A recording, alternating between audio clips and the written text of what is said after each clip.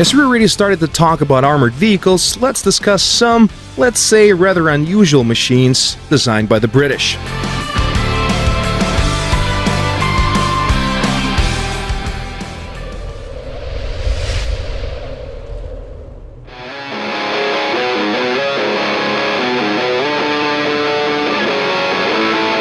We'll kick it off with this Cromwell variant, the RP3. Everybody likes rockets, right?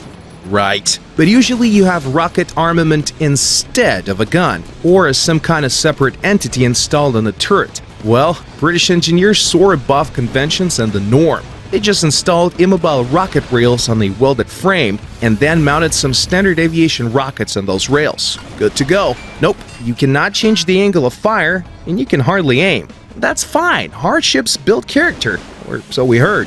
Then there's this fantastic beast, the Tortoise.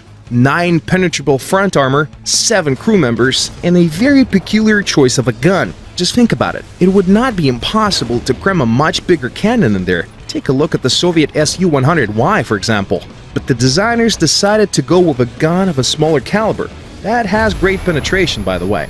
The next vehicle is the Tonian multi-turreted contraption called the Vickers A1E1 Independent. Yeah, that very tank from the 1920s. Its extravagant look and huge crew are a poignant reminder of the times when battles could still be won by reckless cavalry strikes. Oh, those were the days. Slow and cumbersome, this old man is in no rush to join the fray these days.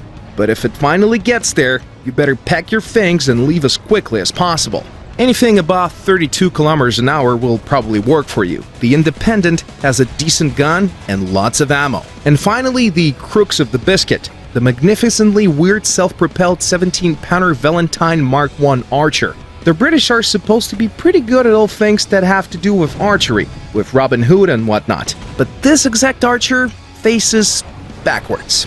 Yeah, just like that. The gun faces the rear of the chassis instead of the front. Get ready for some fairly unconventional gameplay. At least the 17-pounder is nothing to be sneezed at. God save the British engineers, and the king, of course.